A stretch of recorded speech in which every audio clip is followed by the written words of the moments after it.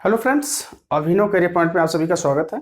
Friends, आज हम लोग मॉडर्न हिस्ट्री के टॉपिक भारत के गवर्नर, गवर्नर जनरल एवं वायसराय के संबंध में अध्ययन करेंगे।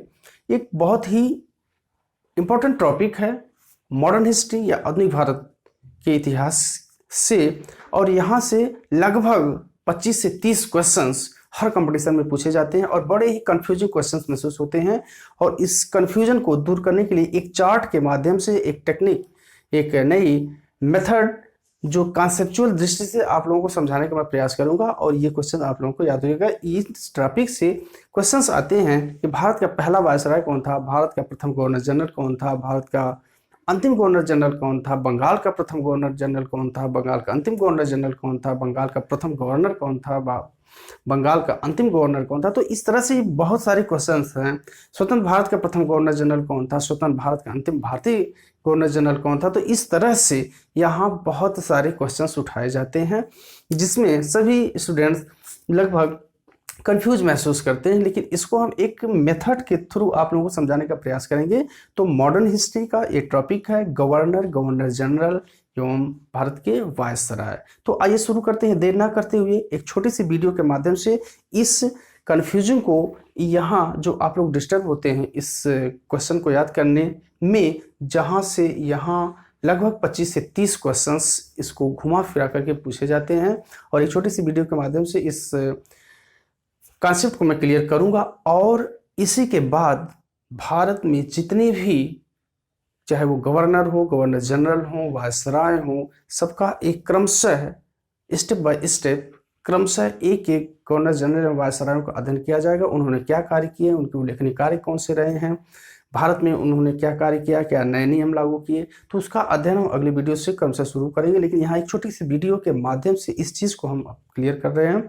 तो आइए शुरू करते हैं। इस पूरे टॉपिक का नाम ही है गवर्नर, गवर्नर जनरल एवं वायसराय, जो कि हमने 20 में लिखा हुआ है और यहीं से जुड़ करके क्वेश्चंस उठाए जाते हैं। सबसे पहले हम लोग आते हैं बंगाल के गवर्नर। एक शब्द ही था गवर्नर, और वो गवर्नर किससे जुड़ा हुआ है, बंगाल से जुड़ा हुआ है। हालांकि जब 1757 ईस्वी में प्लासी के युद्ध में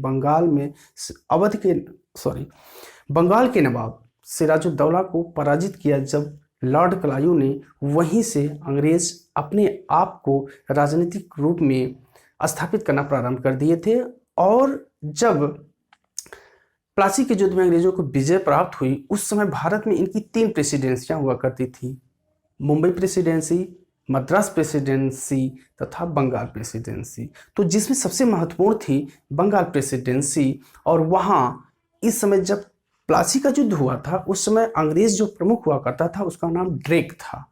लेकिन जो ही प्लासी के युद्ध में लॉर्ड क्लायू की कूटनीतिक सफलता प्राप्त हुई, उसकी कूटनीति से अंग्रेजों ने यानी ब्रिटिश सेना ने बंगाल के नवाब को पराजित करके बंगाल में अपनी सत्ता को स्थापित कर दिया। लगभग अपने द्वारा वहाँ के नवाब को बनाया और उससे इलाहाबाद की संधि की और तमाम रियायतें, तमाम सहूलियतें प्राप्त कर ली थी। और इसीलिए कहा गया कि बंगाल में अंग्रेज काफ़ी मजबूत हो गए थे और मुंबई तथा मद्रास की तुलना में बंगाल के गवर्नर को काफ़ी तवज्जो दिया जाने लगा था। और आगे चल करके यहाँ से ये क्वेश्चन तुरंत आप लोग याद करिए कि बंगाल का पहला गवर्नर जो था वह लॉर्ड क्लायू बना। बंगाल का पहला गवर्नर लॉर्ड क्लायू बना, लेकिन बंगाल का अंतिम गवर्नर, यहाँ भी गवर्नर जनरल शब्द नहीं है, सिर्फ बंगाल का गवर्नर। हालांकि गवर्नर उस समय मद्रास प्रेसिडेंसी में भी थे, मुंबई प्रेसिडेंसी में भी थे, बंगाल प्रेसिडेंसी में भी थे, लेकिन जो क्वेश्चंस पुटअप किया जाता है वह बंगाल को टारगेट बना करके क्वेश्चन पूछा जाता है। तो बंगाल का पहला गवर्नर लॉर्ड क्लायू हुआ और बंगाल का अंतिम गवर्नर वॉरेन हेस्टिंग्स हुआ। ये क्वेश्चन अगर सिंपली पूछ दिया जाए कि सिंपली सिर्फ कि बंगाल का गवर्नर, अगर वही पूछता है कि बंगाल का गवर्नर जनरल, पहला गवर्नर जनरल, तो वो वॉरेन हेस्टिंग्स हो जाएगा। लेकिन अगर पूछता है कि बंगाल का प्रथम गवर्नर कौन था तो लॉर्ड क्लायू, और ये पूछता है कि बंगाल का अंतिम गवर्नर कौन था तो वह लॉर्ड वॉरेन हेस्टिंग्स था। और यह बंगाल में जो गवर्नर थे वह 1757 से 1773 ईस्वी तक ही वहाँ के जो गवर्नर थे वह चले। चूंकि 1773 ईस्वी में एक रेगुलेटिंग एक्ट आया था संवैधानिक विकास के तहत, इसको हमने पढ़ाया है, हमारी अगली वीडियो में इसको और डिटेल और डीपली इसका अध्ययन किया जाएगा। तो 1773 ईस्वी में एक रेगुलेटिंग एक्ट आया और उसी रेगुलेटिंग एक्ट के तहत ही यह प्रावधान किया गया कि अब बंगाल का गवर्नर जो है उसे गवर्नर जनरल का नाम दिया जाएगा। क्यों? क्योंकि जो मुंबई प्रेसिडेंसी थी, मद्रास प्रेसिडेंसी थी, बंगाल प्रेसिडेंसी थी, इन तीनों प्रेसिडेंसियों के गवर्नर की आपस में बनती नहीं थी। ये तीनों एक दूसरे के खिलाफ साजिश रचा करते थे और ये तीनों अपने आप को प्रभुता संपन्न मानते थे, एक दूसरे से अपने को ऊंचा समझते थे और ये विवाद कहीं न कहीं ईस्ट इंडिया कंपनी तक पहुंचता था, ब्रिटिश हुकूमत तक पहुंचता था। इसलिए 1773 ईस्वी में जब रेगुलेटिंग एक्ट आया तो उसी समय यह क्लियर कर दिया गया कि बंगाल के गवर्नर जनरल को अब बंगाल का जो गवर्नर है उसे अब गवर्नर जनरल का नाम दे दिया गया और मुंबई तथा मद्रास प्रेसिडेंसियों के जो गवर्नर हैं वह बंगाल के गवर्नर जनरल के अधीन होंगे। उन्हें यानी कि मद्रास और मुंबई के जो गवर्नर हैं उसे बंगाल के गवर्नर का कहना मानना पड़ेगा, यानी कि बंगाल के गवर्नर को अब गवर्नर जनरल का नाम दे दिया गया, उसका कहीं ना कहीं प्रमोशन कर दिया गया। तो इसलिए अब कहा गया कि बंगाल का गवर्नर जनरल, और यही से क्वेश्चन उठाया जाता है, बहुत इंपॉर्टेंट क्वेश्चन उठाया जाता है कि बंगाल का पहला गवर्नर जनरल कौन हुआ, तो यह है वारेन हेस्टिंग्स हुआ। और ये चूंकि यही वारेन हेस्टिंग्स बंगाल का अंतिम गवर्नर हुआ, चूंकि यहीं तक बंगाल के गवर्नर कहे गए और 1773 के रेगुलेटिंग एक्ट में यही प्रावधान आया कि अब बंगाल का गवर्नर जो है बंगाल का गवर्नर जनरल हो गया। तो बंगाल का गवर्नर अंतिम पूछा जाता तो वारेन हेस्टिंग्स, और अगर बंगाल का गवर्नर जनरल पूछा जाता है तो यह वारेन हेस्टिंग्स जो बंगाल का प्रथम गवर्नर जनरल हुआ। और ये श्रृंखला चलती है 1774 से लेकर के 1833 तक। 1773 में रेगुलेटिंग एक्ट आया और 74 में यह लागू कर दिया गया। इसलिए 1774 से लेकर के 1833 ईस्वी तक जो भी बंगाल में चीफ प्रमुख रहे हैं, जो गवर्नर आए हैं, उन्हें गवर्नर जनरल का नाम दिया गया। और इस क्वेश्चन को भी पूछा जाएगा कि बंगाल का अंतिम गवर्नर जनरल कौन था, तो Lord William Bentinck. Lord William Bentinck Bengal के अंतिम गवर्नर जनरल हुए और प्रथम गवर्नर जनरल वारेन हेस्टिंग्स हुआ। और 1833 में एक चार्टर एक्ट आया, एक अधिनियम आया, उसी अधिनियम के तहत ही आगे चल करके 1800 जैसे 1773 में रेगुलेटिंग एक्ट आया, 1884 पिट्स इंडिया एक्ट आया, 1813 का चार्टर एक्ट आया, अधिनियम आया, और 13 के बाद फिर 33 में एक बहुत ही महत्वपूर्ण चार्टर एक्ट संशोधन अधिनियम आया। और इसी अधिनियम के तहत कई प्रावधान किए गए थे जिसकी चर्चा हम संवैधानिक विकास के तहत करेंगे। और यहाँ 1833 के एक्ट के तहत ही अब बंगाल के गवर्नर जनरल को भारत का गवर्नर जनरल का नाम दे दिया गया। अब 1833 के एक्ट के तहत ही बंगाल का जो गवर्नर जनरल होता था उसे क्या नाम दे दिया गया, भारत का गवर्नर जनरल नाम दे दिया गया। और यहाँ से क्वेश्चन उठाया जाता है कि भारत का गवर्नर जनरल पहला कौन हुआ, तो यह लॉर्ड विलियम बेंटिक हुए। चूंकि यही लॉर्ड विलियम बेंटिक बंगाल के अंतिम गवर्नर जनरल थे और इन्हीं के कार्यकाल में जब ये 1833 का एक्ट आया तो इन्हीं को यानी लॉर्ड विलियम बेंटिक को ही भारत का प्रथम गवर्नर जनरल बना दिया गया। और यह क्वेश्चन चलता है, भारत के गवर्नर जनरल पहले लॉर्ड विलियम बेंटिक थे लेकिन अंतिम कौन थे, लॉर्ड कैनिंग थे। हमें यही इन्हीं चीज़ों को हम यहाँ भी तक क्लियर कर रहे हैं, लेकिन इस बीच में काफ़ी यहाँ काफ़ी गवर्नर जनरल हैं, कई लोग आए हैं, लेकिन हमें यहाँ सिर्फ ये याद रखना है कि पहला भारत का गवर्नर जनरल, भारत का अंतिम गवर्नर जनरल, बंगाल का प्रथम गवर्नर जनरल, बंगाल का अंतिम गवर्नर जनरल। तो इस पर हमने कहीं ना कहीं कॉन्सेप्ट क्लियर कर लिया है कि बंगाल के प्रथम गवर्नर जनरल वारेन हेस्टिंग्स और लास्ट गवर्नर जनरल बंगाल का लॉर्ड विलियम बेंटिक है। और भारत का गवर्नर जनरल अगर पूछा जाता है तो लॉर्ड विलियम बेंटिक प्रथम हैं और लॉर्ड कैनिंग भारत के अंतिम गवर्नर जनरल हैं। लॉर्ड कैनिंग क्यों अंतिम, और ये सिलसिला चलता है 1833 से लेकर के 1858 ईस्वी तक, क्योंकि 1857 ईस्वी में एक बहुत ही बड़ा विद्रोह, राष्ट्रीय आंदोलन, राष्ट्रीय स्वतंत्रता संघर्ष प्रारंभ हुआ था। और उसी के जस्ट बाद 1858 में पुनः एक बार अधिनियम आता है जिसे 1858 का अधिनियम या चार्टर एक्ट कहा जाता है। उसके तहत यह प्रावधान कर दिया गया कि अब जो भारत की सत्ता है वह कंपनी के थ्रू ना होकर के अब वो जो नाम है वह भारत के गवर्नर जनरल ना हो करके वह नाम जो है अब कर दिया गया भारत का वायसराय, और जो सत्ता थी वह ब्रिटिश ताज यानी कि वहाँ की महारानी, वहाँ की संसद के हाथों में चली गई थी, वहाँ की महारानी के हाथों में, क्राउन के हाथों में चली गई थी भारत की सत्ता। और उसके द्वारा जो व्यक्ति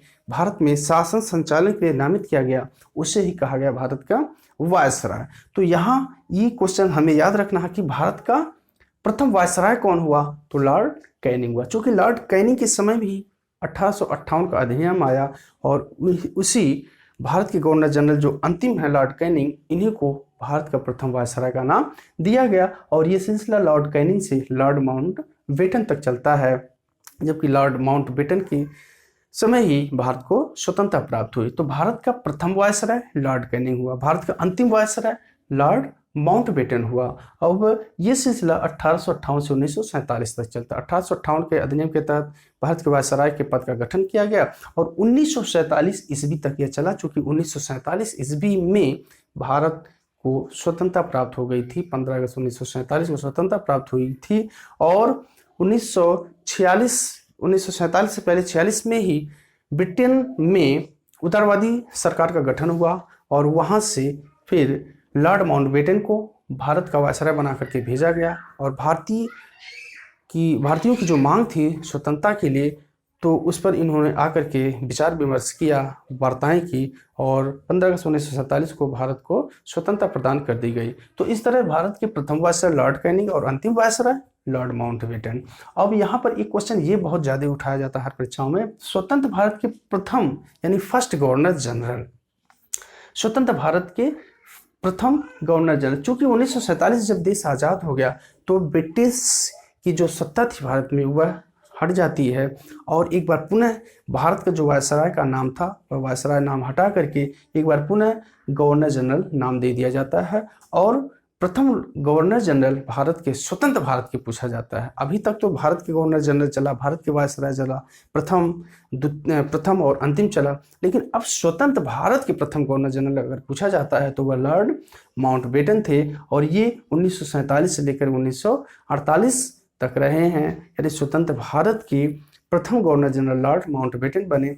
लेकिन ये एक ब्रिटिश थे, इसलिए भारतीयों के बीच यह संदेश जाने लगा कि हमारा देश आज़ाद हो गया और आज़ादी प्राप्त होने के बाद भी एक ब्रिटिश व्यक्ति हमारा गवर्नर जनरल है, तो ये ठीक नहीं है। इसलिए काफ़ी विरोधों के बाद इन्हें हटा दिया गया और इसमें संविधान का निर्माण भी चल रहा था। चूँकि 1947 से 1948 तक ये भारत के स्वतंत्र भारत के गवर्नर जनरल रहे और इस समय भारत को तो आज़ादी मिल गई थी, लेकिन भारत अभी पूर्णतः गणतांत्रिक रूप से नहीं था, गणतांत्रिक देश नहीं बन पाया था। चूँकि 26 जनवरी 1950 को जब हमारा संविधान लागू हो जाता है, इसके पहले संविधान का निर्माण चल रहा था, इसके बाद जब संविधान लागू हो जाता है तो वहाँ से हमारे देश में गणतांत्रिक प्रणाली यानी राष्ट्रपति जो भारत का प्रथम नागरिक माना जाता है, भारत का सर्वोच्च व्यक्ति माना जाता है, राष्ट्रपति के पद की स्थापना की जाती है। यानी कि स्वतंत्र भारत के प्रथम गवर्नर जनरल अगर पूछा जाता है तो लॉर्ड माउंटबेटन जो 1947 से 1948 ईस्वी तक रहे।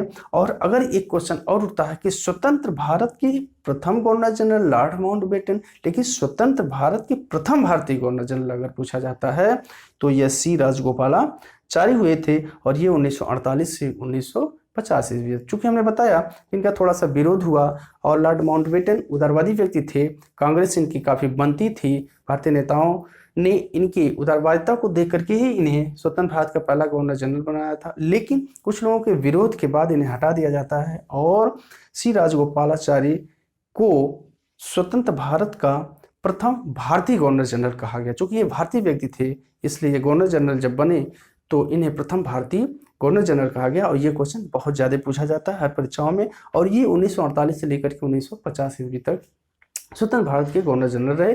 लेकिन 1950 में जब 26 जनवरी 1950 को भारतीय संविधान लागू हुआ तो यहाँ पर एक लोकतांत्रिक प्रणाली, गणतांत्रिक प्रणाली लागू की गई, संसद का गठन हुआ और राष्ट्रपति पद पर डॉक्टर राजेंद्र प्रसाद को राष्ट्रपति चुना गया।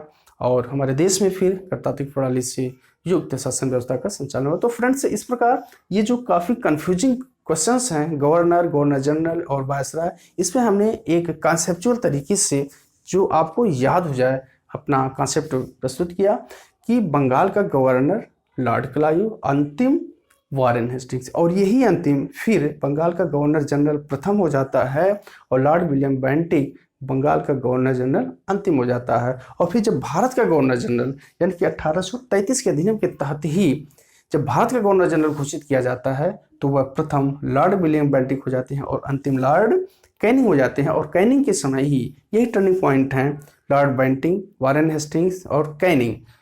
तो जब वायसराय बनाया जाता है तो वह प्रथम लॉर्ड कैनिंग होते हैं और अंतिम लॉर्ड माउंटबेटन होते हैं। और जब देश आज़ाद होता है तो एक बार फिर लॉर्ड